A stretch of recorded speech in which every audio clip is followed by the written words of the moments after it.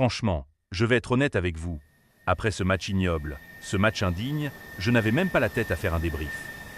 C'est notre passion, et surtout c'est notre club, le Real Madrid. Donc on doit en parler, même quand ça fait mal. Et là, croyez-moi, ça fait très mal. Parce que ce qu'on a vu ce soir, c'est honteux, c'est inadmissible. C'est indigne d'un club comme le Real Madrid. Et je pèse mes mots. On arrivait confiant, avec un début de saison parfait. 6 victoires sur 6, 0 accro, on avait l'impression que la machine était lancée. Tout le monde parlait d'un Real Madrid solide, d'un Real Madrid sérieux, d'un Real Madrid qui allait confirmer face à un Atlético en difficulté.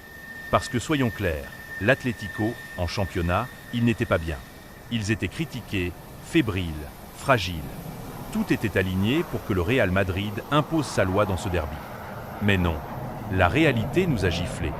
Et quand je dis gifler, c'est une gifle monumentale. Résultat final, 5 buts à 2. Je le répète, 5 buts encaissés dans un derby. Vous imaginez ? 5 buts. Pour le Real Madrid, c'est une tâche indélébile, une humiliation qu'on ne peut pas oublier. Et je vais être clair dès maintenant, le premier responsable, c'est le coach. Xavi Alonso, je te pointe du doigt. Comment tu peux titulariser Jude Bellingham alors que le mec sort de blessure, qu'il n'a pas 90 minutes dans les jambes? Ça faisait des mois qu'il n'avait pas joué un match complet. Et toi tu décides de l'aligner dans un derby ultra physique, face à un Atlético revanchard, qui allait se battre sur chaque duel. C'est incompréhensible, impardonnable. C'est une faute professionnelle. Je vous pose la question, est-ce que vous comprenez cette décision? Parce que moi, je ne comprends pas. Et derrière, qu'est-ce qu'on a vu? Une défense catastrophique. Mais vraiment, une hécatombe. Carreras, Dean Huijsen, Carvajal, il n'y avait pas un seul pour rattraper l'autre. Dean Huijsen, 2 mètres de haut, incapable de gagner un seul duel aérien. C'est pas possible ça, pas à ce niveau. Et Carvajal, fantôme. Carreras, dépassé de la première à la dernière minute. Le seul qui tenait un minimum la route, c'était Militao. Et lui, qu'est-ce qui se passe? Sorti à la mi-temps, blessé. Mais dites-moi, comment tu veux gagner un derby avec une défense pareille? Est-ce que vous aussi vous avez eu l'impression que chaque attaque de l'Atlético allait finir au fond? Parce que moi, à chaque fois qu'il s'approchait de notre surface, j'étais sûr qu'on allait encaisser. Et c'est exactement ce qui s'est passé. Et je ne vais pas épargner le milieu de terrain non plus. Parce qu'honnêtement, est-ce qu'on a eu un milieu ce soir? Tchouaméni, Valverde et Bellingham? 0. Inexistant. Et encore, j'essaie d'être gentil. Valverde, depuis l'arrivée de Xavi Alonso, je ne sais pas ce qui se passe, mais il ne sert plus à rien. Il court, oui, mais courir pour rien, ça ne sert à rien. Tchouaméni, lui, c'est presque compréhensible parce que son duo avec Valverde n'a jamais fonctionné. Jamais. Et Bellingham, excusez-moi, mais là c'était le néant total. Il errait sur le terrain, sans influence, sans impact, sans rien.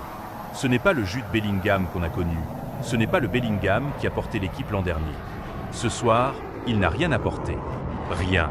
Et encore une fois, la faute est aussi sur le coach qui a décidé de le mettre titulaire dans ces conditions. Alors oui, malgré tout ça, on a quand même eu une réaction. Parce que le Real Madrid, même dans le chaos, reste le Real Madrid. Et c'est grâce à qui?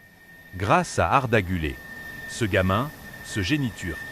Magnifique passe pour Mbappé, égalisation. Ensuite, Vinicius, coup de génie, qui trouve encore Arda Güler pour marquer le 2e but.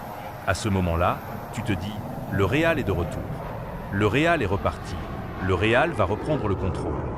Mais non, parce que l'erreur qu'il ne faut jamais commettre, c'est quoi? Se faire égaliser juste avant la mi-temps. C'est le pire cadeau que tu peux faire à l'adversaire. Et qu'est-ce qu'on a fait? On a offert ce cadeau à l'Atlético. Et derrière, c'est eux qui rentrent au vestiaire avec la confiance.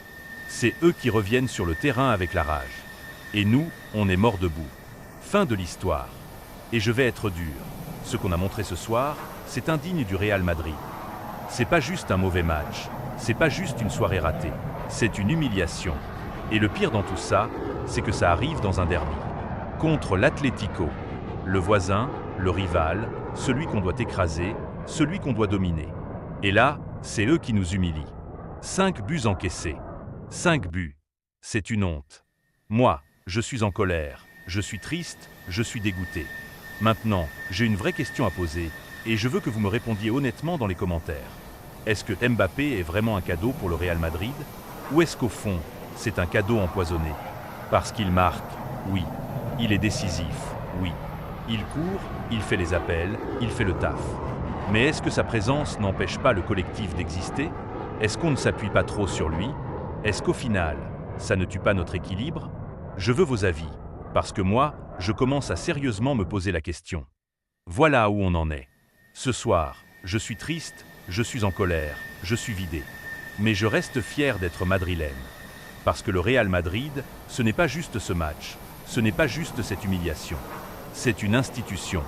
Mais attention, si on continue comme ça, sans réaction, sans orgueil, cette saison peut s'effondrer. On peut tout perdre. Et ça, c'est inacceptable. Alors les gars, réveillez-vous. Parce que le Real Madrid, ce n'est pas ça. Le Real Madrid, ce n'est pas ça. Alors dites-moi en commentaire, qui est le principal responsable de cette débâcle? L'entraîneur? Les joueurs? Les choix tactiques? Je veux vos analyses, vos ressentis, vos vérités. Parce qu'on doit dire les choses, même quand ça dérange. À la Madrid, même dans la douleur. Mais surtout, plus jamais ça.